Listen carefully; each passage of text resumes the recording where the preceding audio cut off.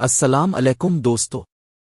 اگر آپ کی گائے اب بھینس بار بار خالی رہ جاتی ہے اور آسانی سے گیبن نہیں ہوتی تو آج میں ایک مشہور روایتی دیسی نسخہ شیئر کر رہا ہوں۔ اس نسخے کے لیے آپ کو چاہیے ایشوگندھا چورن 100 گرام، دیسی گھی 1 کلو، گڑ 200 سے 250 گرام۔ ان تینوں چیزوں کو اچھی طرح ملا کر 7 لڈو بنا لیں۔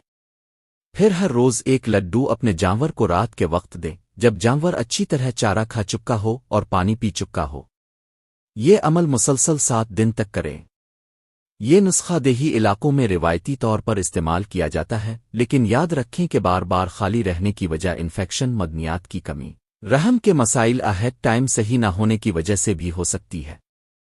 اگر مسئلہ برقرار رہے تو مستند ویٹرنری ڈاکٹر سے ضرور معائنہ کروائیں۔